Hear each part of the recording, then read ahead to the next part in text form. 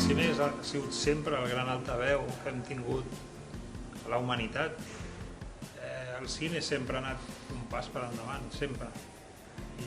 I vaja, i que 100 metres formi part d'això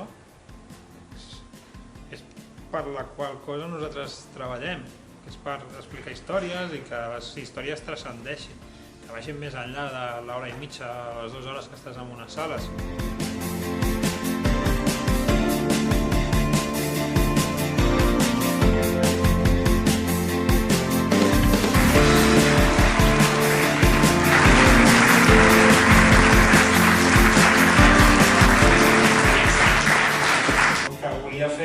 Volíem parlar d'una malaltia més o menys, tot i que afecta a moltíssimes, són 50.000 persones a l'Estat, però és una malaltia que no es coneix. Tothom li sona, però no es coneix. És que el que volíem era donar-ho a conèixer, que millor manera que fer-ho amb els actors més coneguts de l'Estat. Por el esclerótico, normalmente les sorprendo, porque menospreciame y ya verás. ¿Sabes? Sí que es verdad que hay ciertas cosas que me limitan, pero lo peor es la autolimitación. Cuando tú tienes un muro ahí y sabes que es un muro, porque te dicen no vas a caminar 100 metros y lo intentas y no lo consigues. Hay un muro ahí. Primero del médico que te la ha mandado, no vas a caminar 100 metros. Un muro que se construye en tu cabeza.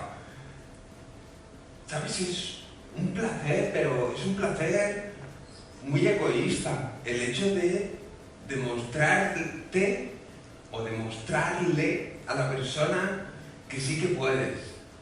Pero aunque no puedas, inténtalo.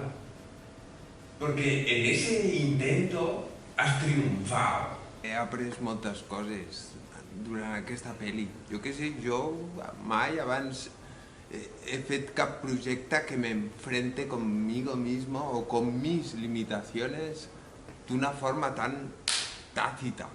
Tenia por perquè no em sentia còmode, que no et coneixia. Un qualsevol que m'escriu una pel·lícula sobre l'esclerosi és una cosa molt complicada perquè hi ha tantes esclerosis com malalts. I vull dir, em va agradar moltíssim. I després, quan l'he vist, em va agradar més. Vull dir, este pavo, que sensibilitat tiene, merece ser mujer.